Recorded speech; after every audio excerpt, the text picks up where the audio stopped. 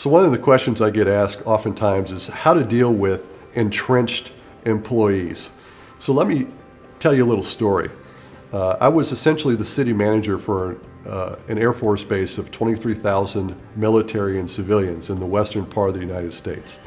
And there was a civil servant, very, very competent, solid, great leader.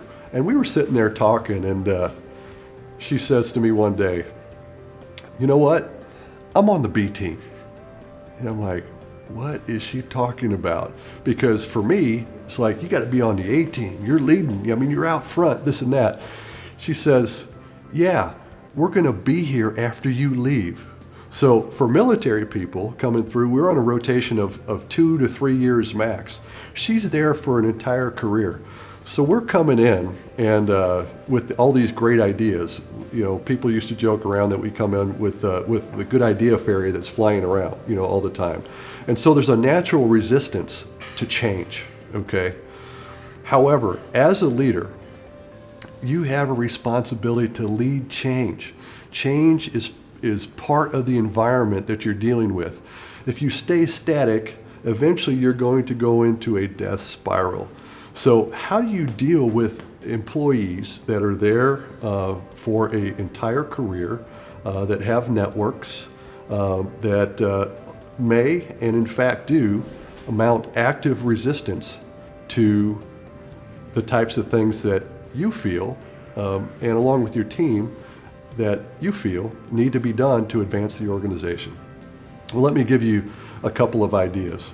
The first thing is to build relationships with the people that can influence the outcome that you're trying to achieve.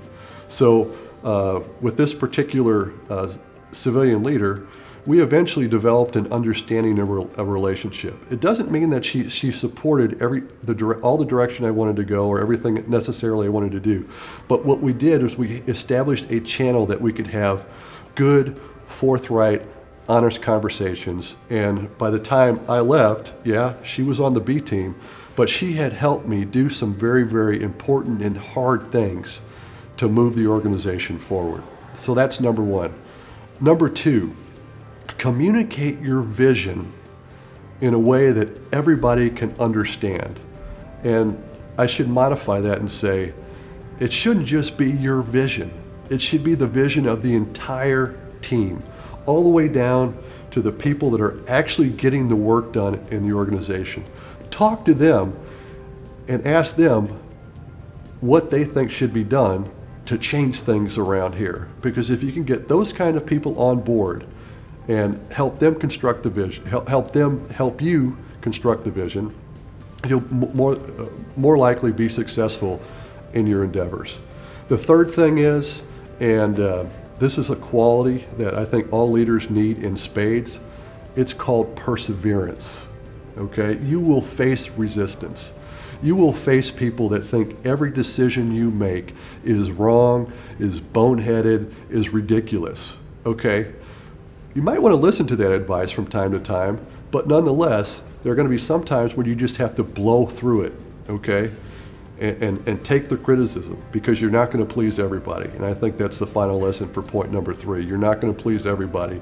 If you constructed relationships, if you constructed a shared vision, be strong and persevere in the implementation of that vision.